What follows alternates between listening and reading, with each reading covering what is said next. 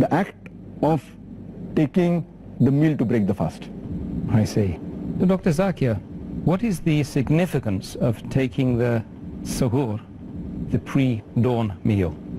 According to the saying of our beloved Prophet Muhammad, it's mentioned in Sahih Bukhari, volume number 3, in the book of fasting, hadith number 1923, where our beloved Prophet said that suhoor, the pre-dawn meal, in it is blessing.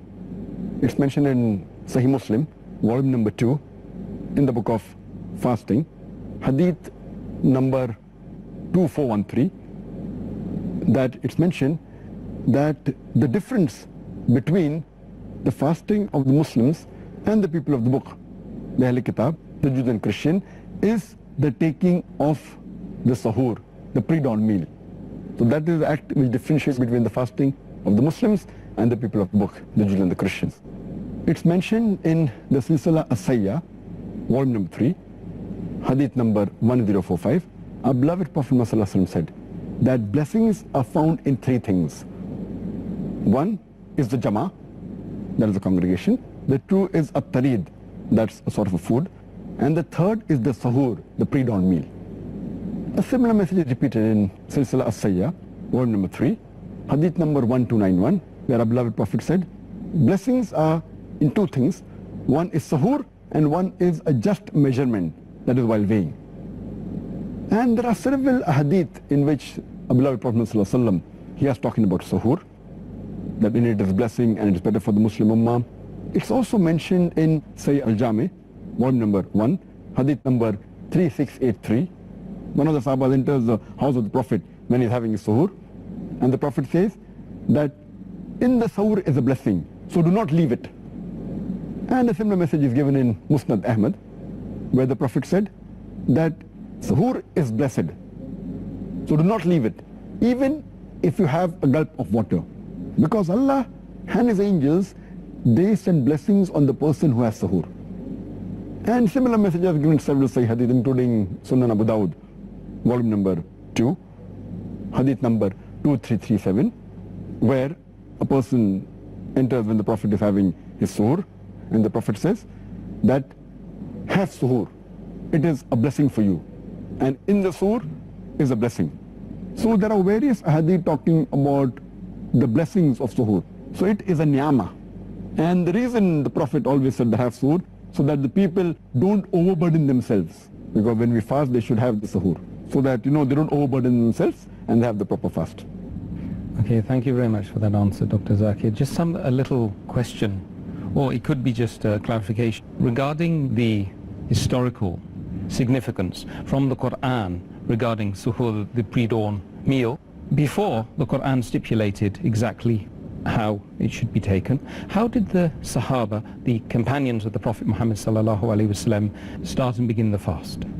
Before the Quran gave the exact details of the timings of suhoor, etc., the Sahaba, the Ram of the Prophet, before the Quranic verse of Surah Baqarah chapter 2 verse number 87 was revealed, they used to follow what was practiced earlier by the Ahl Kitab, by the people of the book, and that you get from various records, even from the Hadith, etc.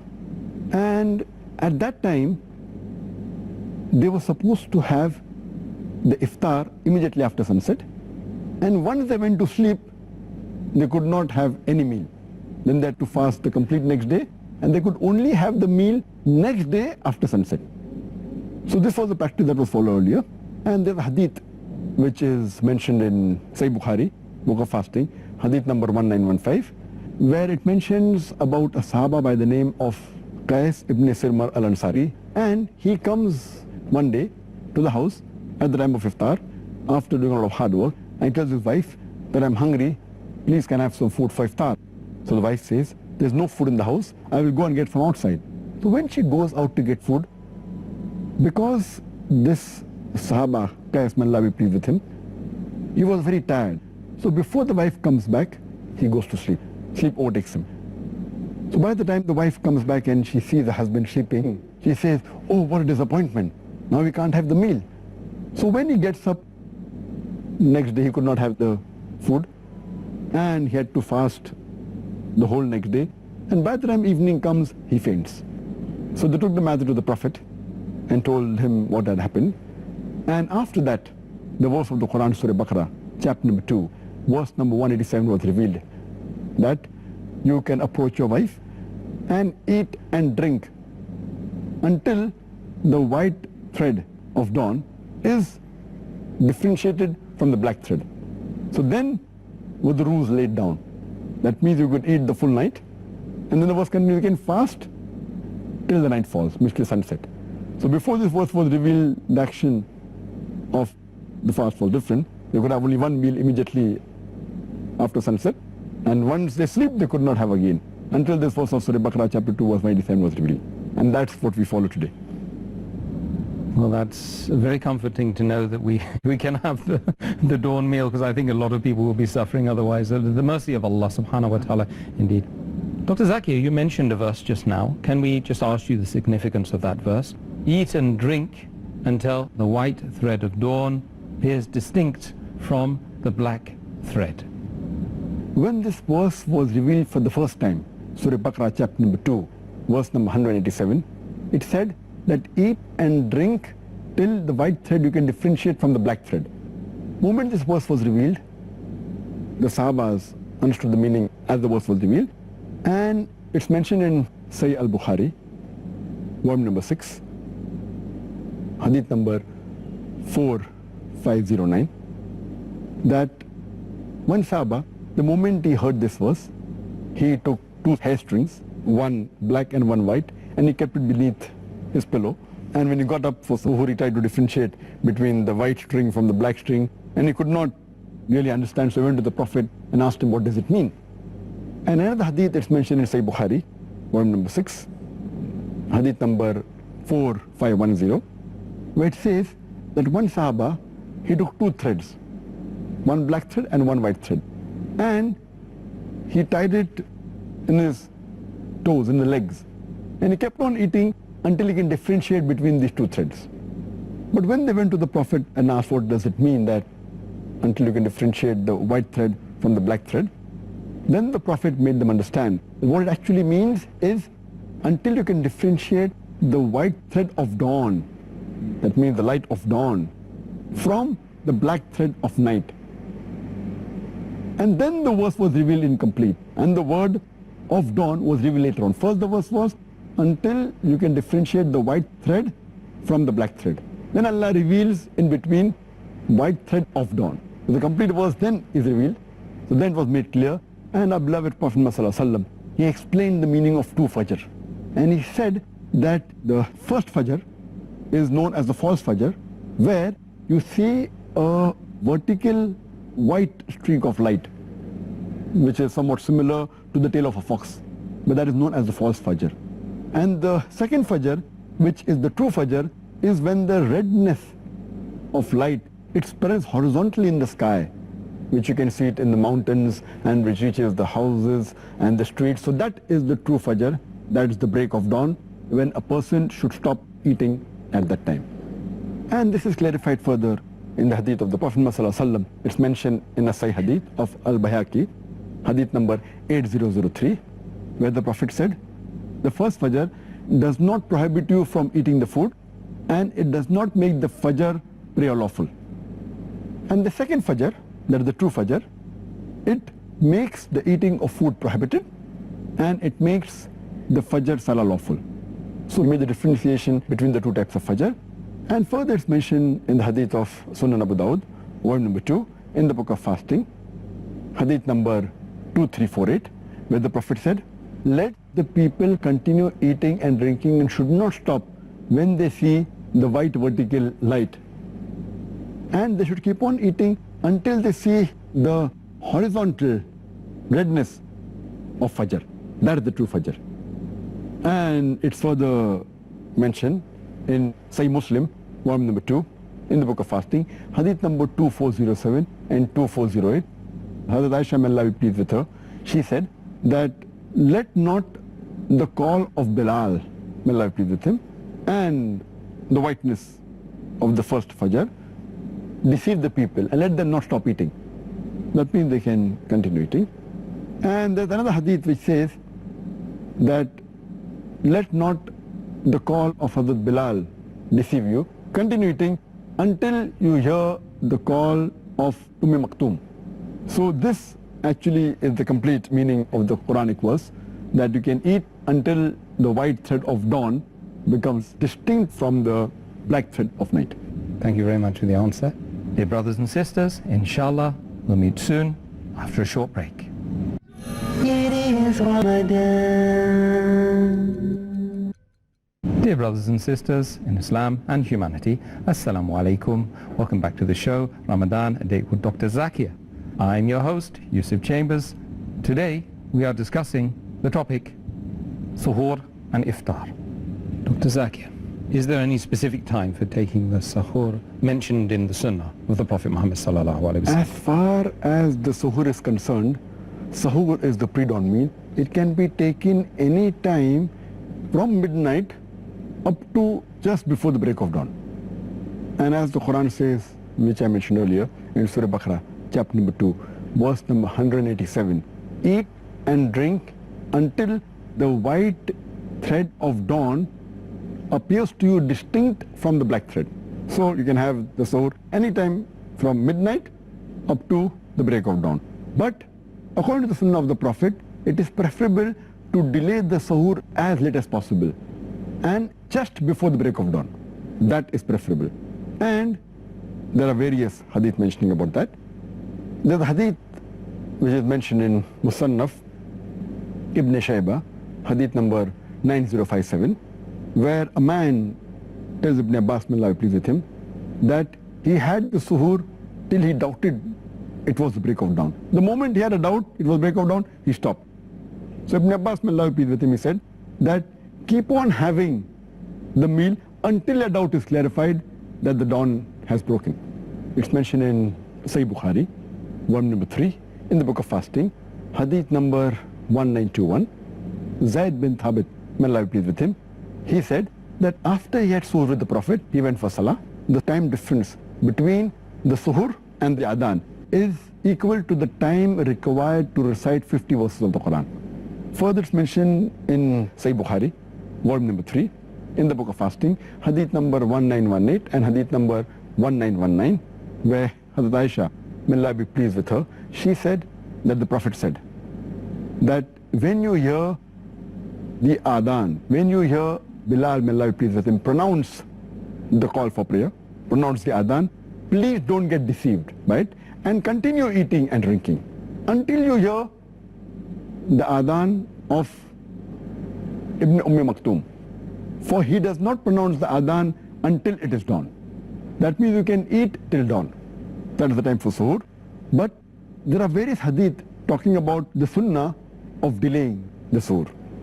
It's mentioned in Sahih Jami, volume number 1, hadith number 2835, where a beloved Prophet ﷺ said that you should hasten in breaking the fast and delay in having the Suhoor. It's further mentioned in a Sahih hadith of Al-Bayhaqi, hadith number 8127, that the Sahabas, they were the first to break their fast and they were the last to do their Suhoor. Further it's mentioned in a Sahih hadith of Al-Bayhaqi, hadith number 8125, in which Prophet ﷺ said that we prophets have been commanded that we should be the first to break the fast and the last to take the Suhoor and place our right hand over the left when we offer Salah. So based on these ahadith, it shows that Suhoor can be had from any time between midnight to the break of dawn, but it is preferable delaying your Suhoor. Dr. Zakir, is it allowed for one to eat and drink even when the Mu'adhin announces the call to prayer for Fajr? Is it allowed to eat and drink? Some people, I'm not sure whether it's correct or not, but some people believe that you can eat and drink all the way up to the Fajr Adhan and beyond. I'm aware that there are some Muslims who believe that you can eat and drink until the Fajr Adhan ends. And there are some people who, when they can hear various Adhan of different mosques from their house, they wait till they hear the end of the last Adhan. So if they can hear 5-6 Adhan, they wait till the last Adhan ends, till that time they eat and drink. In fact, this is not proved from any of the hadith of the Prophet. And anyone who innovates a new thing in the deen, it has to be rejected. It's mentioned in the hadith of Sahih Bukhari, volume number 3, hadith number 2697, that anyone who innovates a new thing in the deen, it has to be rejected. In fact, it's clearly mentioned in the Quran in Surah Baqarah, chapter number 2, verse number 187, that eat and drink until the white thread of dawn becomes distinct to you from the black thread. That means the moment dawn breaks, moment you hear the adhan, you have to stop eating. And as I quoted earlier, the hadith of Sahih Bukhari, volume number 3, book of fasting, hadith number 1918 and hadith number 1919, where Hazrat Aisha, may Allah be pleased with her, she said, when you hear the adhan of Bilal, may Allah be pleased with him, continue eating and drinking until you hear the adhan of Ibn Maktoum. For when he gives the adhan, it is the time for Fajr, that dawn breaks up. That means the moment you hear the adhan, you have to stop eating. The moment you hear the adhan, you have to stop eating. But there is a concession given by our beloved Prophet ﷺ. It's mentioned in a Sahih hadith of Sunan Abu Dawud, volume number 2, in the book of fasting, hadith number 2343, where the beloved Prophet said, and when you hear the adhan, and if you have drinking vessel in your hand, you are allowed to satisfy yourself from that vessel. That means our beloved Prophet has given a concession that while you are eating or drinking, something is in your hand, you can complete it. But that doesn't mean that if you have a big sandwich in your hand, that you complete it. If you have a bite left of that sandwich in your hand, and then you've had it, it's fine. Or when you're drinking a glass of water, and there is something left in it, you can have it. That doesn't mean you can go out of your way and touch your hand and pick up another glass of water and keep on having, have a big burger or a sandwich and keep on eating for a few minutes after the adhan started. And it's a misconception that you can eat till the end of the adhan. There's no hadith saying that. Because you start the adhan the moment the Fajr prayer time starts. A moment it's the break of dawn, the adhan has to be given. The moment you hear the adhan, you have to stop eating. Dr. Zakir, when is the correct and the best time to break the fast? The best time to break the fast is as soon as night falls. As the Quran says in Surah Baqarah chapter 2 verse 187, eat and drink until the white thread of dawn becomes distinct to you from the black thread, and keep the fast until night falls. The moment you see the sunset, that is the best time that you should break the fast. And there is a hadith of Muhammad Sallallahu Alaihi Wasallam mentioned in Sahih Bukhari, volume number 3, in the book of fasting, hadith number 1954, where the beloved Prophet said, when you see the night falls from this side and the day vanishes from this side and the disk of the sun sets, you have to break your fast. Another hadith mentioned by Abu Sa'id, may Allah be pleased with him, of Sahih Bukhari, volume number 3, book of fasting, chapter number 45, he said, we broke the fast moment we saw that the sun had set. And our beloved Prophet Muhammad Sallallahu Alaihi Wasallam, as I mentioned earlier, it's mentioned in Sahih Jami, volume number 1, hadith number 2835, that the beloved Prophet said that you should hasten in breaking your fast and you should delay your suhoor.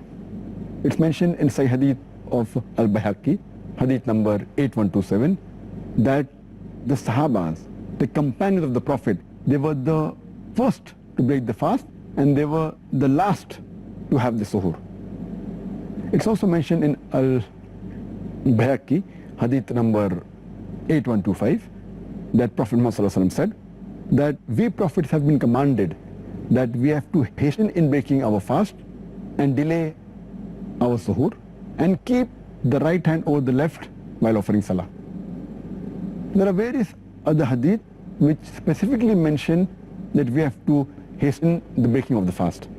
It's mentioned in Sahih Bukhari, volume number 3, in the book of fasting, hadith number 1957, that our beloved Prophet said that my people will be on the right path till the time they hasten in breaking their fast.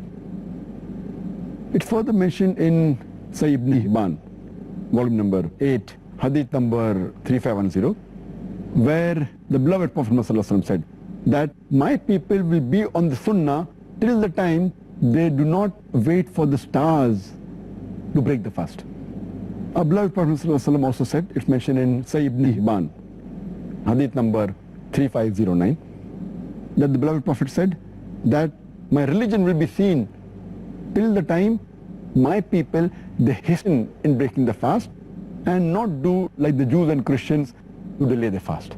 So based on all this Sahih hadith, we have to realize that we have to break the fast as early as possible. It is the best. Immediately after the sun sets. Dr. Zakir, in difference to what you've said, there are some people who delay the breaking of the fast and the Maghrib prayer on the premise that they don't believe the sun has completely set and on the basis that they believe it's always better to be on the safe side. Is this a correct logic? There are a large number of Muslims who they want to be safe and they delay the breaking of the fast. Even though the sun has set, they said, let's wait for about 3 or 4 minutes, then we'll break. Because they want to be careful, because there's a hadith of a beloved Prophet ﷺ, it's mentioned in Sahih al-Targhib, hadith number 991, where the Prophet, he speaks about his dream, that he has a dream, and he's taken up, and there he hears the sound of people howling. And he asks, that who are these people? These are the people in hellfire. Then he's taken to another corner, and he sees that people are hung from the hamstring, and the corner of the mouths are torn, and there is blood dripping. So he asks, that who are these people? So the reply is, these are the people who broke their fast early. So based on this hadith, that if a person breaks the fast early, he'll be hung from the hamstring, and his mouth will be torn, and there'll be dripping of blood. People go out of their way to take a precaution, and they delay by 4 or 5 minutes. Now this is against the sunnah. Breaking early is wrong, but delaying it also wrong. Because as I mentioned earlier, it's clearly mentioned in the Quran, in Surah Baqarah chapter 2 verse number 187, that keep the fast until night falls. And as I mentioned earlier in the earlier answer, it's mentioned in Sahih Bukhari, volume number 3, in the book of fasting, hadith number 1954, our beloved Prophet ﷺ said that when night falls from this side and the day vanishes from this side, and when the sun sets, you break your fast. And there are various other hadith which I quoted earlier, including Sahih Bukhari, volume number 3, in the book of fasting, hadith number 1957, our beloved Prophet said that my people will be on the straight path till the time they hasten to break the fast. It's mentioned in Sahih ibn Hibban, volume number 8, hadith number 3510, that the beloved Prophet ﷺ said that my people will be on the sunnah till the time they don't wait to see the stars to break the fast.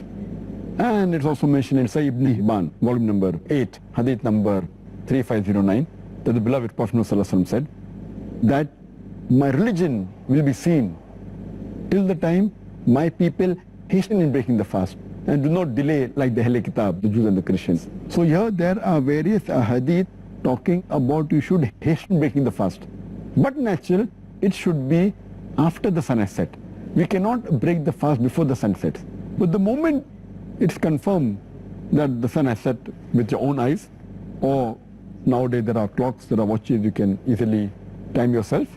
So there's no need of waiting 4 or 5 minutes and taking a precaution. If you do that, that's what the Prophet said, that my ummah will not be on the sunnah. So to be on the sunnah, on the right track, the moment the sun sets, you should break the fast immediately. I think it's very clear, isn't it? The answer is very clear. Alhamdulillah. Like so many things in the deen, very clear. Dear brothers and sisters, inshallah, we'll meet soon after a short break.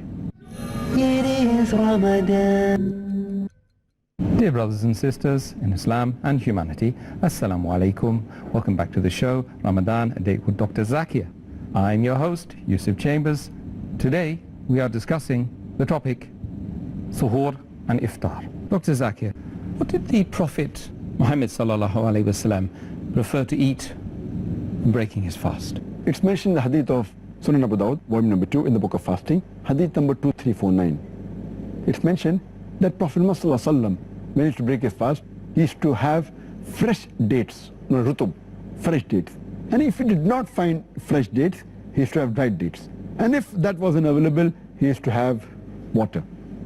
So the best is to have fresh date, that is the sunnah of the Prophet. If you can't find fresh date, then you can have dried dates. If you can't find dried date, then have water. If you can't find water, then any food that's available, you can break your fast. And if you can't find any food, or if you're midway traveling, then at least you break the fast with the intention. You intend in your heart that you've broken the fast, and as soon as you find food, you can have it. SubhanAllah, hopefully we won't be in that situation these days. One never knows. Doctor, what's the best thing to announce whilst you're breaking the fast? The dua or the prayer or any announcement which is specific for breaking the fast?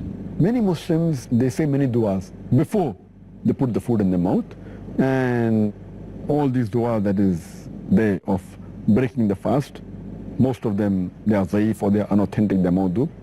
The authentic du'a while breaking the fast is of Sunan Abu Dawud, volume number 2, Book of Fasting, hadith number 2350, in which the Prophet recited, it's mentioned, Zahaba Zama, Wabtalati Uruku, Wabsabat al-Ajr, inshallah, which means that the thirst has been quenched, the veins have been moistened, and the reward is certain if Allah wills. Now, though this dua is authentic, some of them say this dua before they put the food in their mouth, before they break the fast, which by meaning itself it doesn't make sense. This dua is supposed to be said after you put the food in the mouth. The right thing is, before you put the food in the mouth, you have to say Bismillah. That was the practice of our beloved Prophet ﷺ. And after he ate the dates and water, or he ate food and he had water, then this dua makes sense. Zahaba sama, wabtalati uruku, wabtabat al-ajr, inshallah, which means my thirst has been quenched. Only when you have water can your thirst be quenched. How can you say this dua before you break the fast?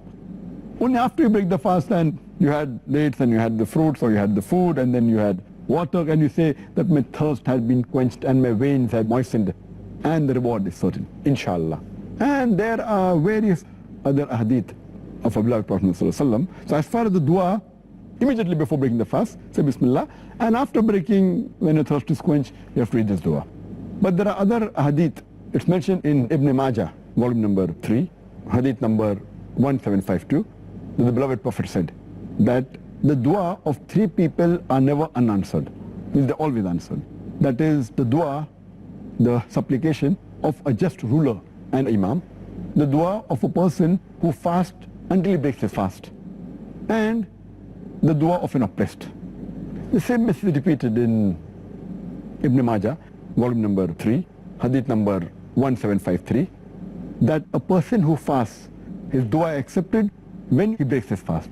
So before breaking the fast, you can do any dua, you can pray to Allah subhanahu wa ta'ala in your own language, in the Arabic, Rabbana atina fid dunya hasanatan wa fil akhirati hasanatan wa qina adhaban nar. Any dua you can ask from Allah subhanahu wa ta'ala, ask for forgiveness, ask for supplication, whatever you feel, you can ask. This is the best time before breaking the fast.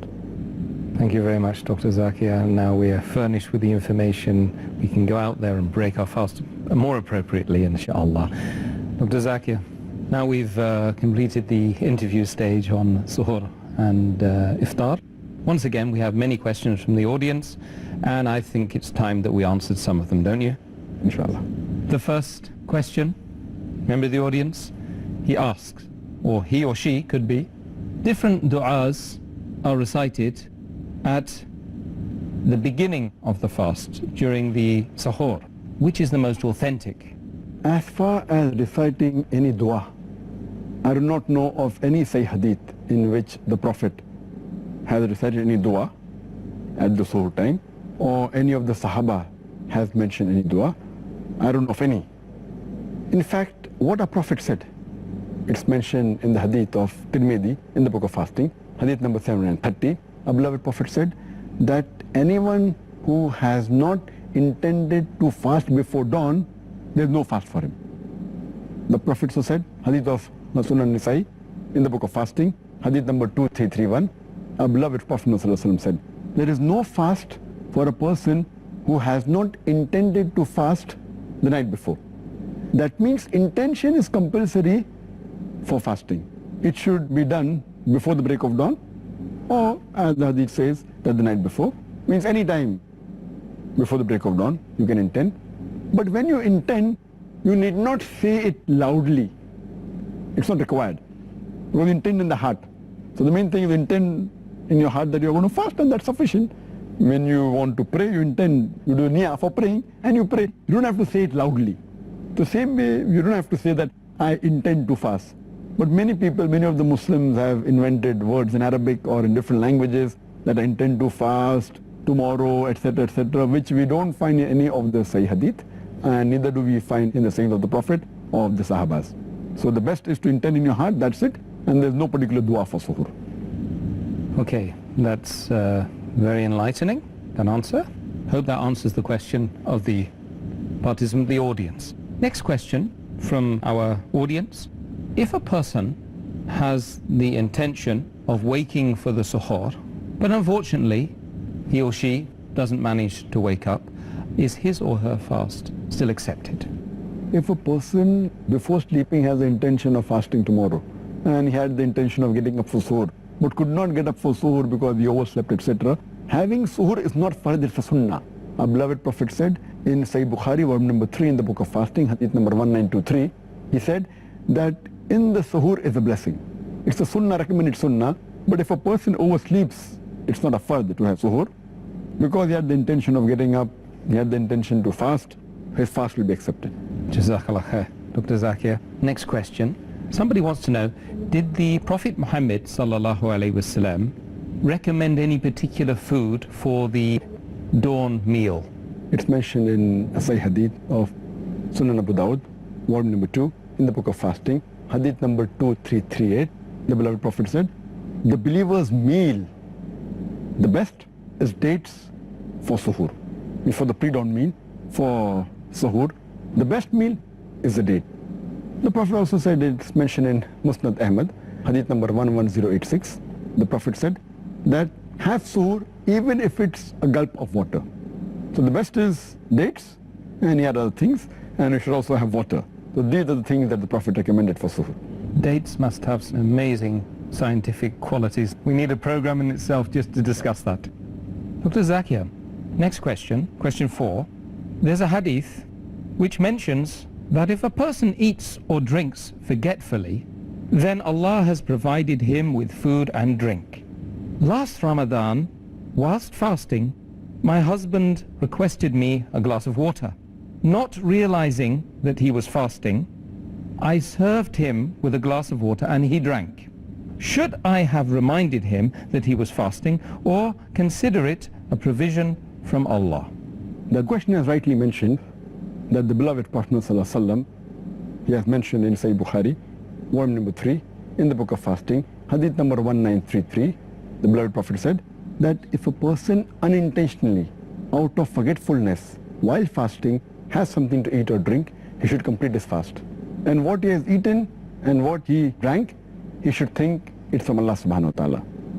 So, but a person who has unintentionally, out of forgetfulness, it is totally valid, he can complete the fast. But here, the husband has forgotten. The wife knew it very well. What the wife should have done was, she should have reminded the husband.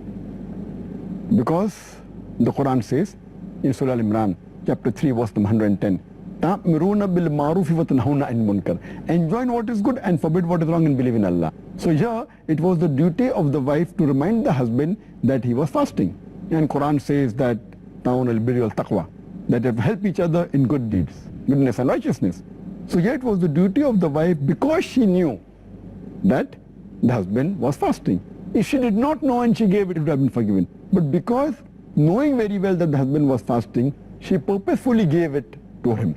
I feel what she had done is wrong. It's a sin.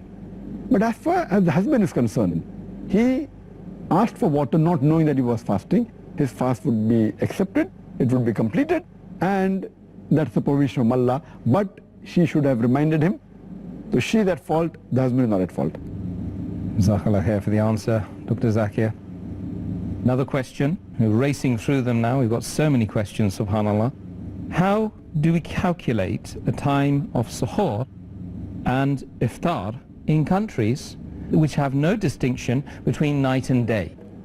As far as those countries or those cities which have very long days or short days, or very long nights or short nights, as long as there is clear distinction between day and night, where you can come to know the sunset and sunrise. In these countries, they have to observe the same rules of fasting, right from dawn up to sunset. And after sunset, up to the time of dawn, they can eat and drink and approach their wife.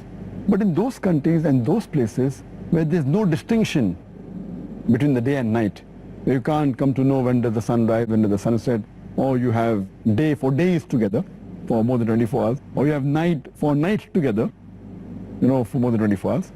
In these places, they should follow the timing of the city or the country which is closest to them, which has a clear distinction between day and night. Okay, that's very, very clear, isn't it?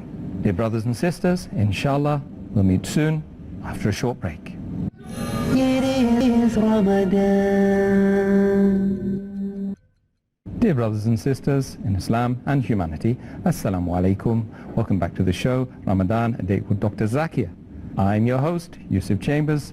Today, we are discussing the topic, Suhoor and Iftaar. Dr. Zakir, next question. Question 6. If a person is fasting and traveling long distance in a plane and is midway to his destination, should he break his fast according to the time of origin or the time at destination, as there is a difference between the two of several hours? This normally happens, and I do keep on traveling during Ramadan quite often in planes, and this is a common problem, and people not aware of the Sharia, of the ruling. Many of them say, oh, I will break the fast according to the time of origin, some say time of destination, and there's a big confusion between most of the travelers. But the right ruling is that, as Allah says in the Quran, in Surah Baqarah chapter 2 verse number 187, that fast until night appears. Another beloved Prophet said in Sahih Bukhari, volume number 3, book of fasting, hadith number 1954, that until the sun sets. So when a person is traveling in a plane, it is very easy. He should just slide the window up and see the sun. The moment the sun sets, he can break his fast. He should not bother what is the time of the origin, what is the time at the destination. He should see that where he is, from the position where he is, the moment if he sees the sun set, complete disk has vanished, he should break the fast. Similarly for suhoor, the moment he sees the vertical white streak of dawn, it is the false dawn. The true dawn is when he sees a reddish horizontal. When he sees that, it's the time for suhoor, he should stop eating. So while person is in a plane, it's very easy to discover. He doesn't have to ask anyone, just slide the window up. If it's not from his side, he can go to the other side and see the sun and decide whether the time is there for suhoor or for iftar. No, you've made what sounds a very complicated situation to be very simple, in fact. Alhamdulillah. That's the purpose of these programs, isn't it? Alhamdulillah. Another question, question 7. If a person breaks his fast after sunset on the ground and immediately takes off in a plane and then sees the sun, does he have to stop eating? Is his fast valid, or should he repeat it? And this situation can happen to a traveler, that he is in a place and the time for iftar is there, the sun is set, and he has iftar, and immediately the plane takes off, maybe 2 minutes after iftar. The sun sets at 6 o'clock, and 6:02, 2 minutes after 6 o'clock, the plane takes off. And the moment the plane takes off, it goes at a high altitude, and at that time you can see the sun. So what happened? Does he have to stop eating? The person who has completed his fast where he was staying, the fast is valid. He doesn't have to stop eating. The fast of that day is finished. He has completed the fast. He can have the iftar. Even when he goes to a high altitude and he sees the sun, he need not stop eating. His fast is completed. But on the other hand, if a person takes off 2 minutes before at 5:58 or 2 minutes to 6, 2 minutes is balanced to break his fast. And if he takes off and then sees the sun, and he sees the sun for another 5-10 minutes, he should not break his fast. He can't say, okay, while at the ground 2 minutes for left, so now it is 6 o'clock, the time is up, I will break my fast, because there he can see the sun. So at that time, he should continue fasting only after the sun sets, maybe after 5 minutes or 10 minutes or 15 minutes. That is the time that he should break his fast. And similarly, while traveling in a plane, if suppose the pilot is there and the sun can be seen, the pilot should not take the plane down so that you can break the fast early. But if there's a technical problem and you have to change the altitude and come down, and if the sun sets for the person in the plane, then they can break the fast. Jazakallah khair, Dr. Zakir. Next question. I can hear two adhans from different mosques, and the timing of both the adhans differ by a few minutes. When should I break fast? At the first or second adhan? As far as breaking of the fast is concerned, the two adhans and both the time differ. You have to find out that which of the two muaddin mentions the adhan, pronounces the adhan at the right time. The right time is when the sun sets. As the beloved Prophet ﷺ said, it's mentioned in Sahih Bukhari, volume number 3 in the book of fasting, hadith number 1954, that when the night comes from this side and the day vanishes from this side and the sun sets, that's the time to break the fast. So best is you have to first find out which of the two muaddin is pronouncing the adhan at the right time. Or if there's a doubt, best is, today's the age of science and technology, we have a chart which exactly tells the time when the sun sets, and you can match it with your own watch, the time, or you can match the adhan, which of the two muaddin gives the right adhan, and that's the right time we should break the fast. You should not say that whichever muaddin gives first you have to break. If there's a difference, try and find out which of the two muaddin pronounces the adhan at the right time. Or best is, you do it yourself, you verify your watch it's the right time, see the timetable and break the fast at the right time. Couldn't happen in the UK because we can't hear people reciting the adhan, unfortunately. I wish we could. Question 9. Once we invited a guest for iftar, he said it is discouraged to talk whilst eating in the religion of Islam. Is he correct?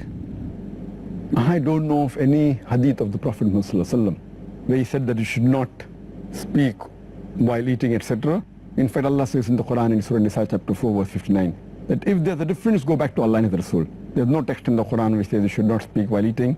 There's no text in the hadith in which the Prophet commanded you should not speak while eating. In fact, there are hadith exactly the opposite. The Prophet spoke while eating. For example, if you read the hadith of Sahih Muslim, volume number 3, hadith number 5093, where the Prophet was served vinegar and he said that vinegar is a good food while eating. There are other hadith in which the Prophet said that do not eat with your left hand, for the Satan eats with the left hand. Again, this is while eating. The hadith of Sahih Bukhari, volume number 7, hadith number 5376, where the beloved Prophet ﷺ said there was a boy who was eating with the Prophet and he was moving his hand around. So the Prophet said, eat with the right hand and eat from what is close to you. So this he said while eating. So all these hadith prove that there is no restriction for speaking while eating. Whenever there's a difference, go back to Allah and the Rasul and you'll get the answer. That's very clear, thank you. Last question. If a person's earnings are known to be haram, can we accept his iftar invitation? There's no hadith saying that you cannot accept the invitation of iftar of a person who has unlawful earning. In fact, there are hadith showing that Prophet ﷺ, he went to the meal when invited by the Jews, and the Quran says the Jews used to involve themselves in usury, and usury is a meal haram. So based on the fatwas of various scholars, they say that if such person calls you for iftar, it is a blessing for you and a sin for him. If he has earned something from wrong means, he'll be held responsible, you won't be responsible for that. Jazakallah khair, Dr. Zakir, for that final answer. That is, we've reached the end of today's show. We've been talking, of course, about Suhoor and Iftaar.